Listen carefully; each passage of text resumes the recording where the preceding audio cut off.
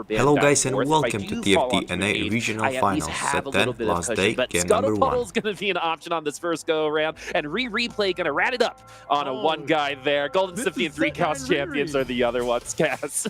Set 9 Replay would always stand on the portal. No one else wanted to play. He's like, oh, it gives me the tilt advantage. If I go there, everyone else is unhappy.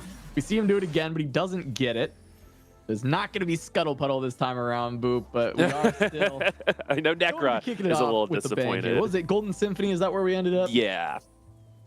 So it's going to be pretty standard, right? Golden Symphony is going to give you opportunities to get augments about items, about stats, and with that econ. And so it's going to be really interesting to see in what order a lot of these players do select those augments. Yeah, what's cool about Golden Symphony in particular is that we've kind of been in this reroll meta to a sense, right? There's still, you know, a lot of other ways that you can play. You heard Mort talking earlier, right? Like there's still a lot of good 4 and 5 cost ways to play. But on Golden Symphony, a lot of the augments that are incredibly strong at capping reroll boards are in that gold selection, right? You see Submit to the Pit, you see Blinged Out, right? And there's a few more that you can be looking for that can kind of give you that direction to move towards a reroll line. And so that's something we can look out for, Boop, on 2-1 is, hey, has anyone committed to one of those reroll lines already via an augment selection? I think that's a really good thing to point out. Another thing I think that we should be aware of is the fact that reroll comps consistently placed in the top 4, but didn't win a lot of those lobbies. A lot of those lobbies that we got those winners for were, you know, capped out 4 costs. So I just love the interaction between the reroll and then the 4 cost carries a little bit later on. Yeah, the big outlier they covered on the pre-show, right? That was Riven. Riven actually had a very high first place rate, but out of the rest of the rerolls, like you're saying, most of them just had great top 4 rates and rarely were able to find that first. So that's another thing for us to look out to as well as like, okay, who ends up on that Riven? Because they might end up either bottoming out or going for that first place. But we're going to get our first augment selection. 2 Healthy has been really popular for trying to streak early game, especially because we see a lot of 2 cost later on. But Weird, of course, you know, our high risk, high reward player, of course, going to grab that lucky streak and play around this Gambler's Blade. Yeah, of course, right? We wouldn't have expected anything else. Like we kind of referred to it at the pre-show too with the Zale. But if you did not watch that last game yesterday, it was mind-blowing in so many different kinds of ways. You know what I mean? Just by the way they played it, they fully open forwarded in the early game, were able to convert it, and all they needed was to avoid an 8th. But they decided to, you know, give everyone a little bit of anxiety as we played through that lobby. As it didn't actually look that great for a minute, but here we are. Weird is here with us right now. Force and Smurf account is going to be what you're seeing him as well. But we have the Jinx, we've got the Cassante now, so we're keeping things open here in the early game. Yeah, right. He's got the Heartsteel Cassante, so we'll be looking for the Heartsteel earlier on, trying to find that 3rd copy, and just taking stock of some of the augments that were selected, right? We've got, you know, another lucky streak for replay, so also going to be looking for that economy. But the one that stands out, we were just talking about Riven, and Prestivin's got that Gargantuan Resolve, which is a great thing to pair with a Riven reroll line. It used to mostly go with the Yone line, but Riven's been more in favor recently. There's a couple different ways he can go, but Riven is the one I'm looking for the highest cap for Prestivin here. Yeah, and I think it kind of helps with what the weakness that they were talking about on the analyst desk of Riven, which is some of that single target damage. Sometimes those little bits of stats allow you to take 1 or 2 extra ults from that Ahri, for example, and then all of a sudden you have more time with that Riven. The wait for the Caitlyn to try to compensate any type of damage reduction from that Riven getting taken down is not going to be there.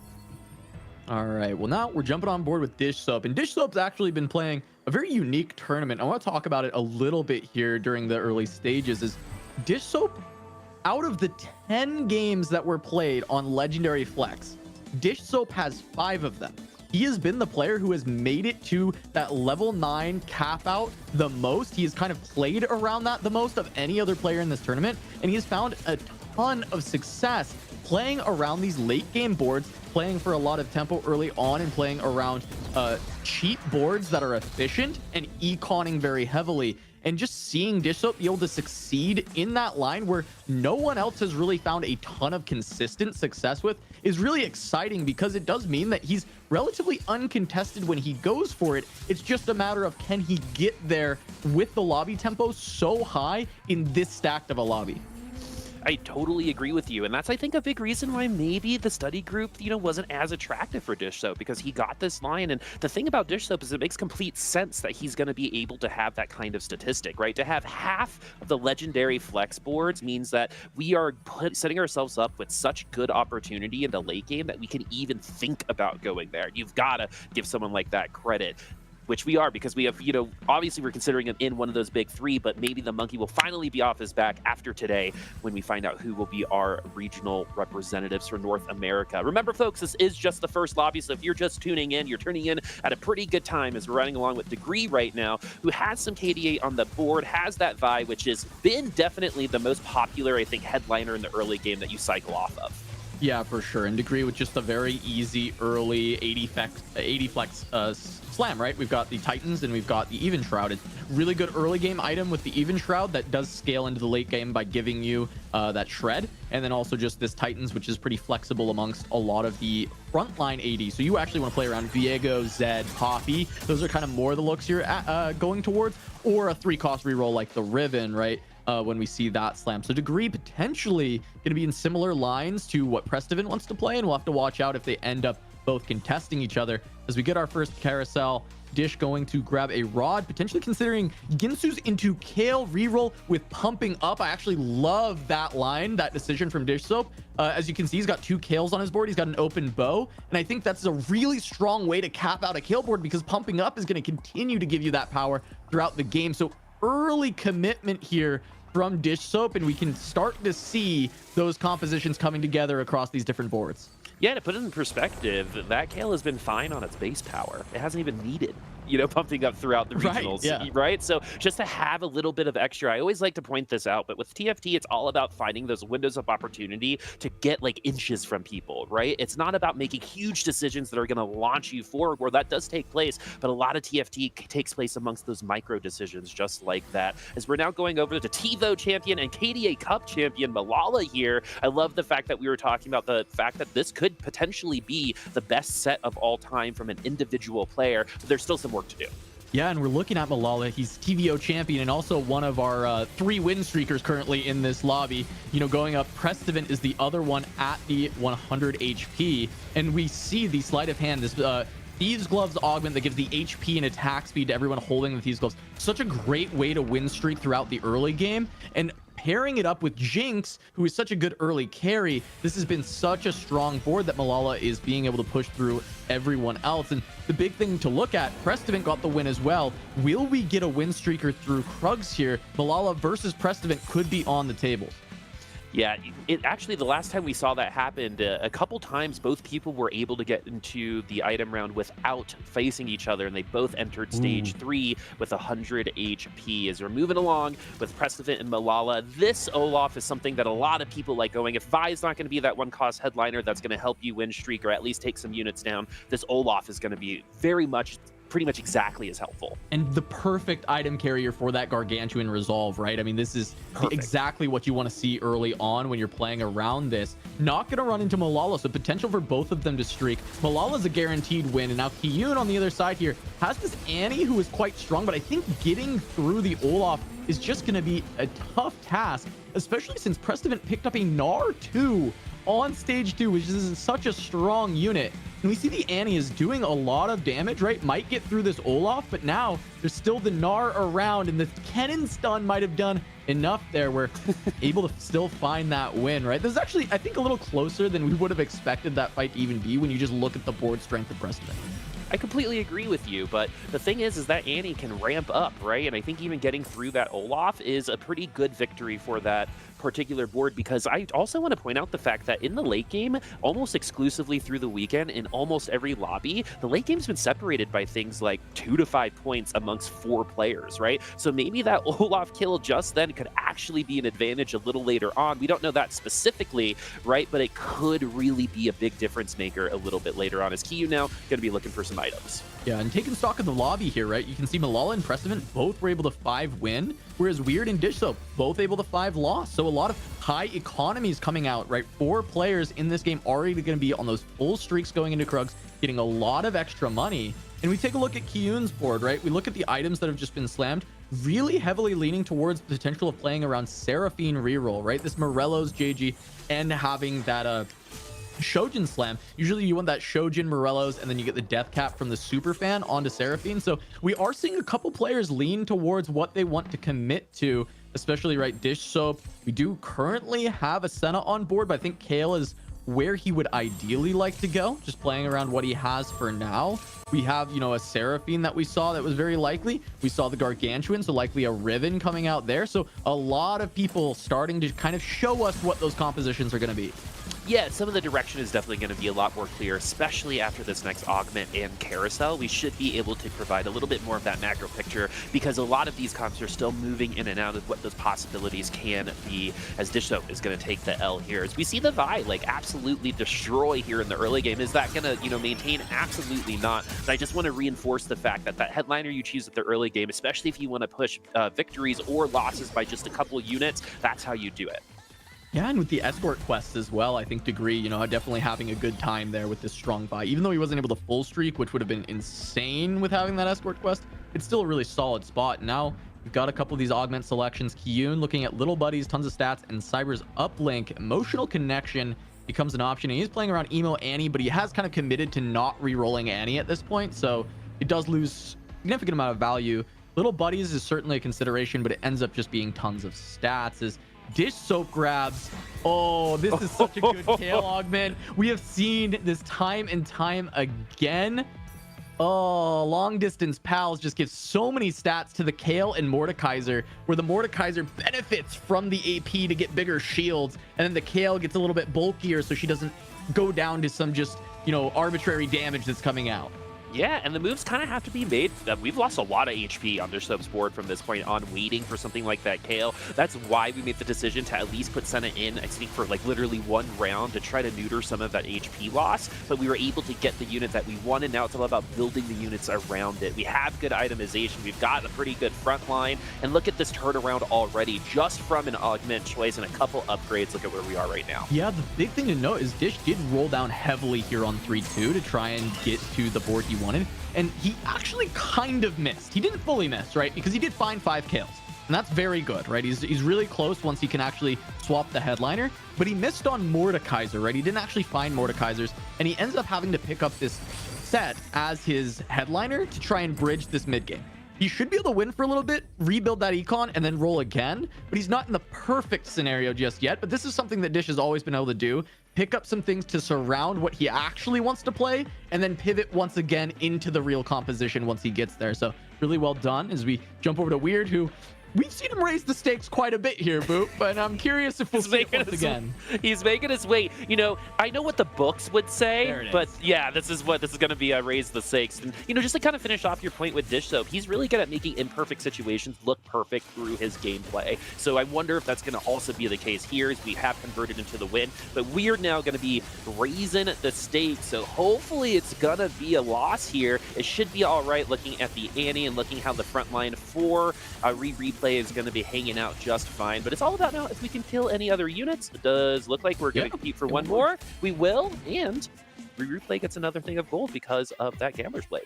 And Malala's streak has finally been snapped. I just want to note he was on a 7 streak. He made a lot of money off of that, but it's been snapped. So we know that that board wasn't too insane, right? It was just a very strong early game board. And now Malala looking to just keep that economy and then start to turn it into something else. So not a huge outlier over there, as we've got a spatula on the carousel. And these have been very impactful in many games, but neither of our first picks are really looking for it initially.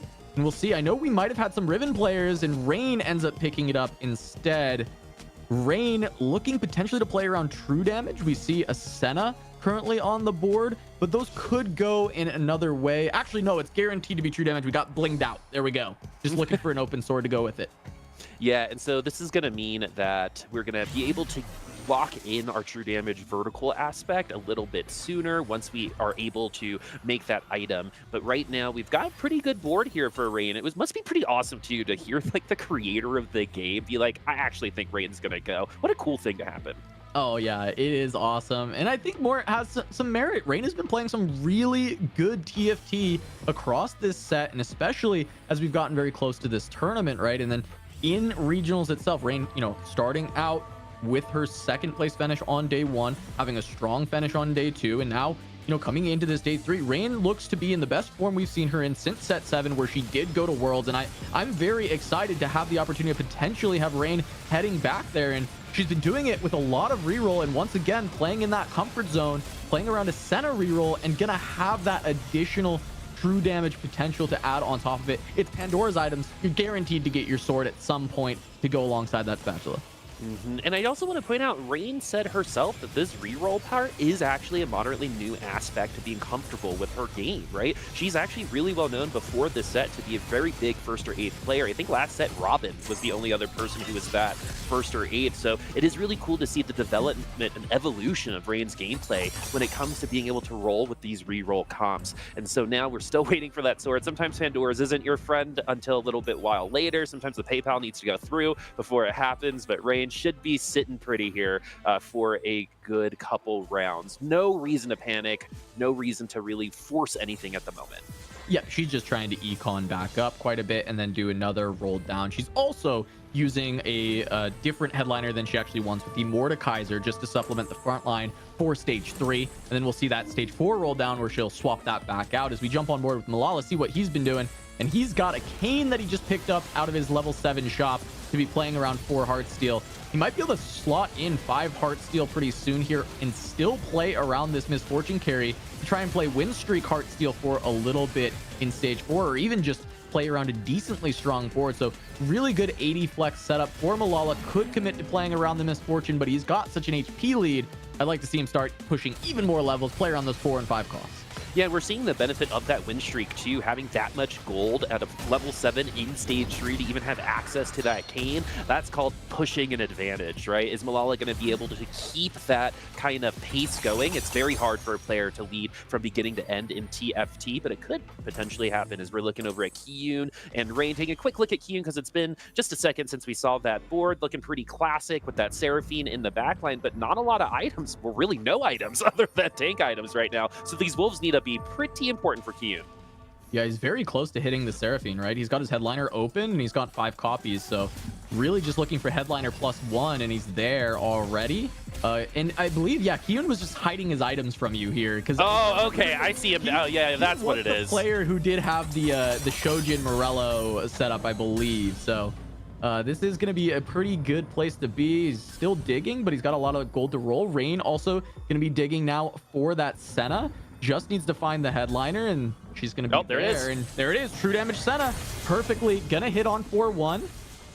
And there we go. There's the Seraphine for Kiyun. So 4-1. Both players going to hit their headliners, going to find these 2-cost rerolls, and going to be trying to look to continue to win streak here. And there's a sword for Rain, so she's got her true damage emblem if she wants it.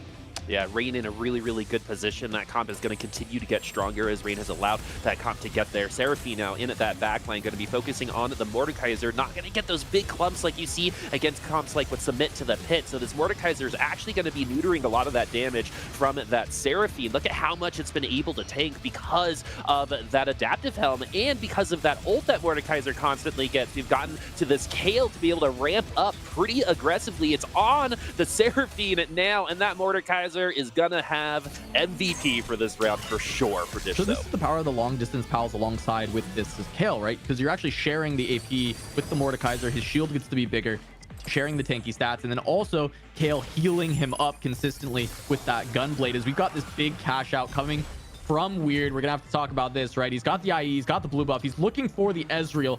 Gips initially finding a 4-cost carry. It's not good enough. Viego might be playable, decides against it. Poppy, another potentially playable one, gonna skip it. He wants this Ezreal. He has the gold to try and go for it. He will settle on Zed. Zed works really well with these items as well, and he has the Zac to pair with it for the EDM. Can he get 4 Crowd Diver online as well? Looks like no, but he does have some great items for the Ezreal and the Zed to get rolling.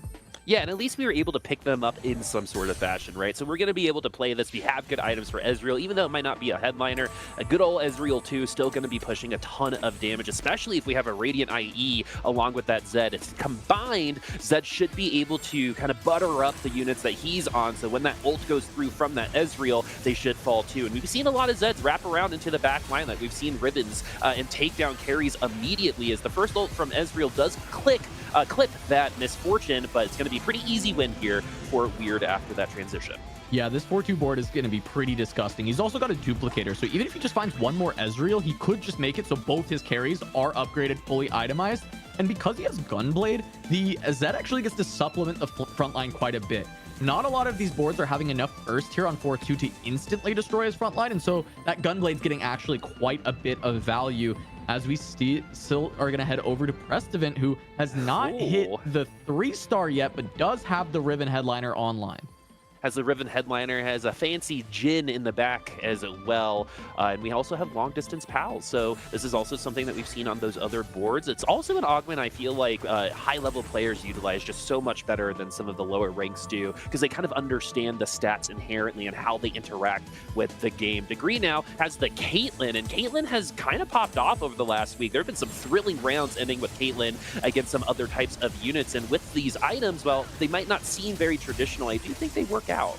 Yeah, I think the big thing here is Degree was looking for Zed or Ezreal when we look at the items that he had built, and ends up getting stuck on the Caitlyn because now he's out of gold, right? He took what he could, and it's allowing him to at least stop the bleeding a little bit here, right? He was on a loss streak. He's down to 31 HP, but the Caitlyn can at least stabilize because he rolled a lot of gold. He found some other upgrades they allow you to try and help supplement the front line. And these are not the best Caitlyn items ever. I think eventually he still would ideally like to pivot out of Caitlyn. But for now, it's going to work really, really well. And he's still going to have a strong stage 4. Yeah, so hopefully that can graduate, right? That can be pushed onto something else, because the cap for that is just not going to be where it's going to have to be to compete for a top 4 at the, when that comes through. So Weird in at last place right now, 14 HP. I think we might have an extra round if we do lose, depending on how many units we lose by. But things are getting a little precarious for Weird right now. Forces Perfect Count on the side. Malala, we're coming right back, especially since we have Thief's Gloves on a Kayn, so we get some itemized 5 costs, and it's probably been going on through the majority of the stage, but we've lost the last 2 stages because we haven't gotten a ton of upgrades outside of just picking up a 5-cost unit 3 rounds ago. Yeah, and he's leaning into Heartsteel with the HP lead, right? So we see he's raised the stakes. He actually has a pair of Canes. And so after this cash out, he's got a potential very quick way to just upgrade this board to be really scary with a Kayn too. And he's got a lot of gold. One of the things we saw with these raise the stakes yesterday that failed is by the time they cashed out the raise the stakes, there was no gold left to roll. And if the raise the stakes gave items, which we saw it do twice, you didn't have enough gold to actually stabilize the board. And that won't happen here for Malala, right? He's got 40 gold level 8. He can continue to just play, but he might win. And in fact, Malala does win and loses out on his raise the stakes value. That's actually not something I expected to happen here. Yeah, I thought I swapped it in my head, so that's the opposite of what I just said. That's the opposite of perfect. So let's see what we're going to be grabbing here. We still get some pretty all right items, especially for what the meta is right now as we're starting to roll down. So that cash out definitely wasn't what we needed it to be, because we unfortunately came into that round a little too strong. That 1 unit win. Yeah, so instead it's just gonna be that Virtue and not really much else coming out of that. 100 cash instead of what would have been like a 300 cash for Malala. So certainly not what he wanted to see. Losing a lot of HP kind of for nothing in a sense there, right? Because he ended up lose streaking and playing a weak board in order to kind of double cash that Heartsteel and just didn't get there. So now it's down to a 1-star Ezreal that is contested and around that 1-star Kayn. So actually really looking to see if he can pair this Kayn on 8 because it's not going to be easy to go to level 9 anymore. I think that would have been the big thing with the cash out, is trying to push to level 9. Yeah, and because of just one round going the opposite way, right? That's part of the gambling of raise the stakes, is you have to make sure that that is a possibility for you. And looking at the HP, I actually think we could have made that a little bit more secure going into that round. Unfortunately for Malala, that could ultimately bring him a much lower placement than what was originally expected, as we're 1 Riven away here for Prestivant. Yeah, Prestivant has been close to this Riven for quite some time now. The last time we checked in on him, he was 6 Rivens, and he still had some gold remaining. Now he's on 8 of them. He just needs the 1 more. He's got great items, but only 1 Caitlyn. The rest of the board hasn't fully come together. He's playing 4 Edgelord, 4 8-bit, and even though his augments are incredibly strong for this board, the fact that he just couldn't hit this Riven for so long is hurting him a ton, and he's rolling down looking for it, but there's just no gold left. He can't quite find it, and the Viego upgrade's great, but he just doesn't even have the items for him either. Yeah, it's not the raffle that you want to win right now, right? You want to win the ribbon raffle at the moment. You know, these upgrades are nice consolation prizes, but that's not the grand prize that we're looking for right now, especially when we're so close and we have such little HP. Like, we only really have a round, but we could get wiped in order to get that ribbon 3. As we're moving back on over to Weird, who is on Elimination Station right now, was able to upgrade a lot of that backline. We have an Ezreal 2 and that Zed, so this is a pretty scary comp, but it might be able to get sniped for another really high-powered comp at the moment. Is it going to be the Seraphine, though? The Ezreal does clip him with that ult, but the Seraphine seems to be doing just fine right now, Cass. Yeah, but the Zed staying alive with that Gunblade, trying to heal up, and we get the big stun into the combo with the Ezreal, right? That's that crowd diver hitting the back line, buying some more space. And we did see that the duplicator was used by Weird, and that was for the Ezreal, right? Such a contested unit, but he just had to find the second copy. That was all that was necessary to get to this Ezreal 2, and his front line is quite good. The Zed-Zac combination, that pairing is just so incredibly strong, and being able to supplement it with a set 2 and having this Yorick, at least for stage 5, a Yorick 1 still being quite good. And then you've got that with these Thieves Gloves that are giving all that extra HP. So this board is still very strong. And we saw Prestivant just fell, not being able to find that Riven. We talked about how, hey, Prestivant with that Gargantuan could be playing for first, or it could be a bot 4, depending on where the Riven shows up. And she just never did. Yeah, she was invited to the party, but never came to party. And unfortunately, Prestivant's going to have a little bit of time to think about it for that second lobby, because Prestivant's game from here on out is probably incredibly adjusted based on just one result like it is here on this first lobby. But we're going to see that in lobby 2, but we have to finish lobby 1 here at first as we get another victory here for Weird. And when the lowest HP total does start win streaking, that is going to force the rest of the lobby to squeeze together, and that's where we're going to start seeing some, you know, single digit potentially separations between placements. We're already kind of seeing it in the middle of the pack here in 4th and 5th place as replay on this Yorick, Akali, Karthus line with the Mordekaiser in the front. KDA route is seeming to be, you know, competing for this top 4, won that last round, but is still looking to improve this comp. Yeah, this is actually going to be a struggle. I think Replay's board, based on kind of what we've seen across the lobby, is looking a little bit softer, but he did just hit this RE2 as we jumped away. So that is a big upgrade. As we see him going up against Weird, I think this is a tough matchup, but the RE2 upgrade, being able to try and go into this Zed, I think is massive. While on the other side, Dish Soap with that Kale 3, fighting for his life against Degree on the Caitlyn. Oh, the Kale was almost taken down by that Lucian. It's all still eating those bullets, but Kale was able to overcome. Moving on over to Weird. It looks like Weird was able to take that down. It looks like we had an elimination as well. Degree now in 7th place, and this is what we all expected. Single digits for the rest of the bot 4 right now, with the top 4 separated by just 22 HP as we get to the stage 5 carousel. Yeah, I mean, just look how strong Weird is. Absolutely blasted replay even after the upgrades that he found. I was concerned for the comp, right? It is that kind of pentacle comp where you hope to get there with a lot of tempo and then slowly bleed out. And yes, it pivoted into Ari instead of the normal like Karthus Viego, but it's still a similar composition in that nature where it's still very good, but if you don't have an HP lead, it's really hard to crack that top 4 with it. So replay definitely going to look to be struggling here and might end up going out in 6th, especially considering that his competition at the bottom is Weird, who may have one of the strongest boards in the lobby currently. Yeah, and I believe outside of Degree, everyone who's competing for AVP is currently ahead of replay, so they would be gaining some ground for that AVP spot as well. Replay potentially getting eliminated. Weird, really, really good comp right now, but you never know. Sometimes you press play and you get a bad fight, but right now it's going to be replay that I'm looking at. Looks like it's going to be Rain on the other side. We have that true damage spat on that Caitlyn. You know, what month is it, folks? That used to be super, super popular a couple patches ago, but it actually has seen to be climbing a bit in popularity when you have that spat and you have that Caitlyn on that board already. And that doesn't seem super close just yet. The Akali is on the Senna. One more ult and they might have been able to take it away, but that's going to be it for replay. We have a top 5, folks, as Weird / Force and Smurf count is still competing for the lobby, streaking right now on 5 HP. Well, and he made it to level 9, right? He was kind of greeting this out, trying to get there, and he's done it. And so now, if he can find this upgrade on the Yorick, that's going to be a massive increase in board power. And he's still already found the Alawi, which he's been able to put with his bruisers. Yeah, it's 3 bruiser, but that's still fine, right? It's a lot of HP on the front line. I think a lot of people are really shy away from going like +1, like 3 Guardian or 3 bruiser, but still those tanks are getting the benefit of the stat regardless, right? So it doesn't matter if you still hit that next threshold. As we've got Dish Soap, this will be another big test for Weird's board. Can he deal with the Kale and the Mordekaiser? Yeah, it's double Rage Blade, so that Kale's going to start ramping up a lot quicker than maybe some other versions that we have seen, though the Ezreal does hit the Kale. A lot of damage is going through, and Zed is on the Kale now, and that wasn't even really that close as Dish Soap will fall. This is that crunching that we expected with Weird having that win streak.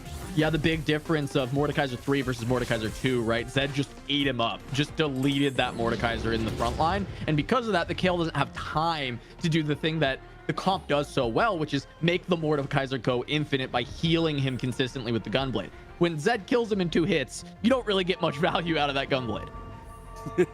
Well, speaking of a pretty interesting adjustment here, Malala at almost 60 gold will have it after this round. Got to the Kane 2, now has that Poppy Headliner. It's some pretty good items on it. And while we missed on Raise the Stakes and we won our first, I think, one of our rounds after that we raised the stakes, this comp is still competing for that top 4, and maybe that HP differential was enough to secure it. We did win that last round too. You can't count out something like this Caitlyn, Ziggs and Kane, as this is moving into, a little bit more on that legendary side of he went things. to 9 and found the biggest upgrade that he had available to him, which was an Alawi 1, right? Just getting some more frontline, getting that bruiser onto the board. So really, really good for Malala, finding exactly what he was looking for to increase the power of this board. As Dish Soap not able to get the Mordekaiser together, so having strong augments, great items, but not getting the full potential of the comp by not being able to find that 3-star.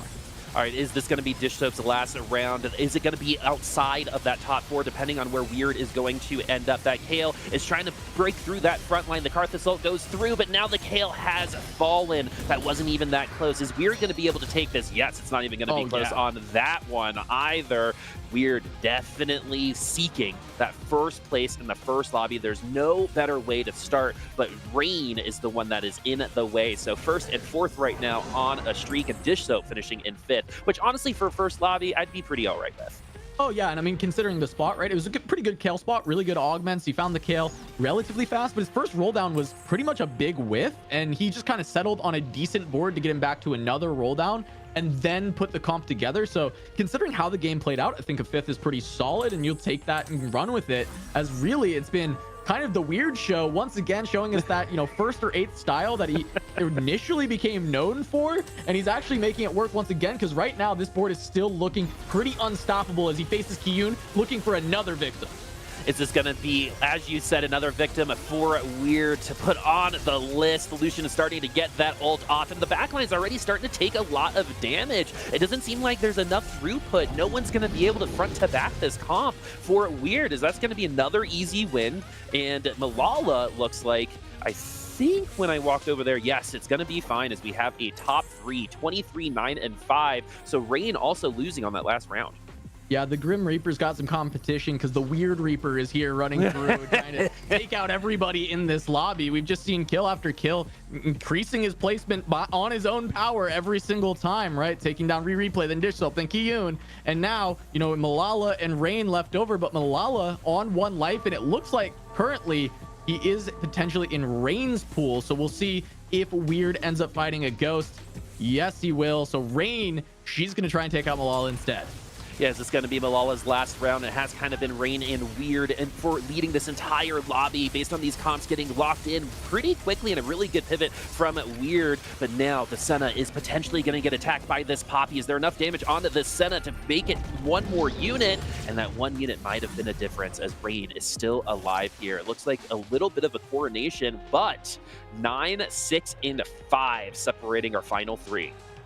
Yeah, this has been, kind of the story of Senna for the most part. She's been one of the best, if not the best, 2-cost reroll for getting a top 4, like guaranteeing you a top 4. But she does kind of struggle to find that cap. And even with Rain finding a true damage emblem, getting it onto Caitlyn, probably one of the best targets you can find, it's still not able to compete with this Heartsteel board that Weird was able to put together, right? This is that quintessential Ezreal AD Heartsteel flex, and he's put together the perfect board for it. He found all the units that he needed to, and really it just comes down to, can he handle Malala, who has also been able to push to 9 and been able to find this Kane 2, some of these upgraded units. It's a very, very close fight between the two. I think Rain is going to struggle against either, and it might be a fight to see who gets the best matchmaking, and Rain finds the Ghost. Rain finds the ghost. Is Weird gonna find another victory here and another elimination for the Grim Reaper of this first lobby, but now it's all about that Zed trying to break through that front line. So far, this has actually been a little bit more competitive than some of the other rounds that we have seen, but they cannot get through the Zed until right now. But is that enough? Was that quick enough to break it down? No, even though one carry falls, the other ones are going to back them up just fine, as Rain also wins that round. That's assumingly Malala in third place now. Pretty good third based on the whiff on Raise the Stakes, as we have our top two. And I also want to bring back, Cass, the fact that this Zed was chosen during that roll down and that could have been passed up to try to find an Ezreal. Yeah, but those are the big two you look for, right? You want Zed, you want Ezreal, you kind of want to put those both together. And so, of course, that's one of the two options that is the best to pick up. Weird being able to carry that through. And now Rain, blessed by Mort Dog as his chosen, also getting blessed by the Fire RNG there, finding a ghost when she needed it most to get one extra placement. But I think trying to beat Weird here is going to be a tall task for Rainplosion. All right, is Mort Dog's headliner Rainplosion going to be able to take down Weird, the man, the myth, the legend, who's been able to come in here, play their own game, and win their own way? And it looks like that will be the case, as Rain will finally dissipate and move on over to lobby 2. But a great first lobby, and you also have